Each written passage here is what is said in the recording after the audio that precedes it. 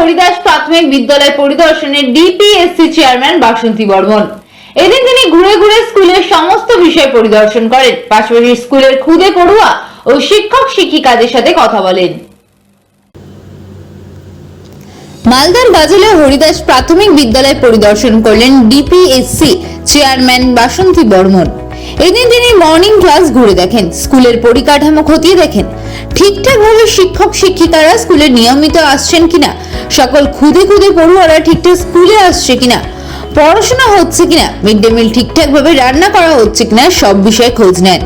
শুধু তাই নয়, জেলা প্রাথমিক বিদ্যালয়ের চেয়ারম্যান প্রতিটা ক্লাসরুমে ঢুকে ঢুকে পড়ুয়াদেরকে জিজ্ঞাসা করেন বিভিন্ন বিষয়।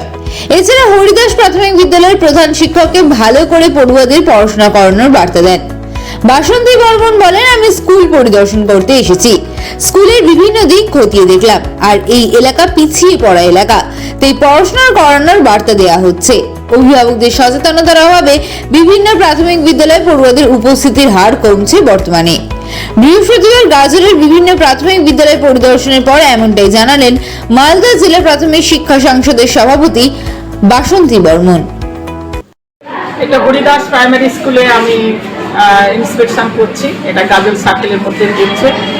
বিভিন্ন স্কুলে যাই, এখানে গাজল ব্লকের মধ্যে 3টে সার্কেল আছে, একটা পান্ডুয়া সার্কেল, গাজল সার্কেল এবং গাজল নর্থ সার্কেলে। এই 3টে সার্কেলেরই বিভিন্ন স্কুল। তাছাড়াও আমি অন্যান্য বামনগোলাতেও যেমন আমি ওখানেও স্কুল ইন্সপেকশন করি। তবে এখানে নিজের এলাকার জন্য, এখানে যদি এসসি এলাকা, পিছিয়ে পড়া এলাকা, এখানকে আমার পড়াশোনার এটা মানটা কীরকম সেটা যাচাই করার জন্য আমি বিভিন্ন স্কুলে আমি ইন্সপেকশন করি।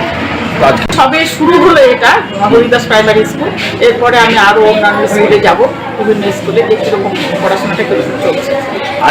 এটা সবচেয়ে দেখি মাস্টারমশাইয়ের আগে বসে আছে, কিন্তু ছাত্র নেই, এটা একটা বড় সমস্যা। জানি না, গার্জেনের সচেতনতার অভাব। এটা আমার যেটা মনে হয়েছে যে সকালবেলা স্কুলে যে সেখানে বাচ্চাদের ঠিক মতো সময় মতো পাঠাবো। এবার মাস্টারমশাইরা আবেদন করেছেন যে আমরা মর্নিং করতে চাই না, মর্নিং করলে এই সমস্যাটা হয়। তো হেডমাস্টারমশাইকে আমি বললাম আপনি একটা অ্যাপ্লিকেশন দেবেন, এইটা তো খুব ভালো জিনিস, আপনারা একটু করে স্কুল করবেন, তাহলে ছাত্র সংখ্যা একটু বাড়বে বলে মনে হয়।